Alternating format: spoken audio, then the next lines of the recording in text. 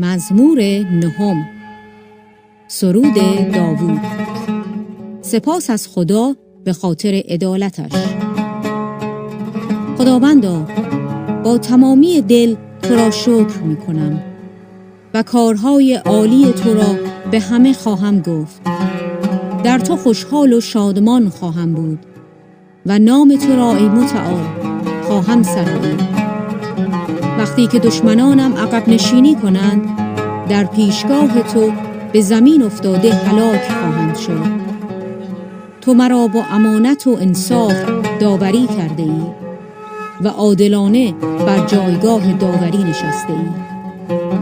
ملل جهان را سرزنش نموده، مردمان بدکار را از بین برده ای و نامشان را برای ابد محو کرده ای.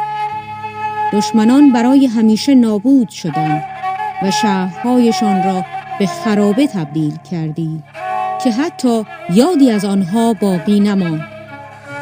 اما خداوند همیشه پادشاه است.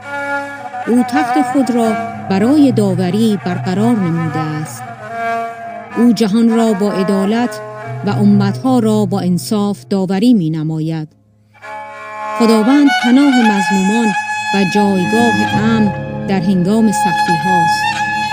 خداوندا، آنانی که تو را می شناسند بر تو توکل می کنند، زیرا تو ای خداوند طالبان خود را ترک نکرده ای. سرود ستایش خداوند را که در صهیون سلطنت می کند بسرایید. کارهای او را به همه ملتها اعلام کنید. او از قاتلان انتقام می گیرد و فریاد رنج دیدگان را فراموش نمی کند. ای خداوند، ببین دشمنانم چگونه مرا عذاب می دهند. بر من رحم کن و مرا از مرگ رهایی ده، تا من در حضور مردم اورشلیم به خاطر نجات خود تو را ستایش کنم و شادی نمایم.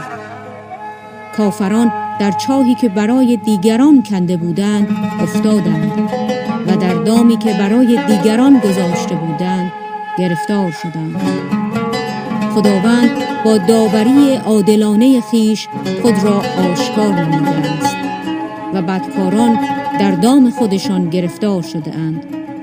شریران و همه اقوامی که خدا را فراموش کرده اند به هلاکت می رسند. نیازمندان فراموش نمی شوند و امید مسکینان از بین نمی رود. ای خداوند، برخیز و کافران را داوری کن تا انسان فانی پیروز نگردد. خداوندا، آنها را بترسان و به آنان بفهمان که انسانهایی فانی هستند.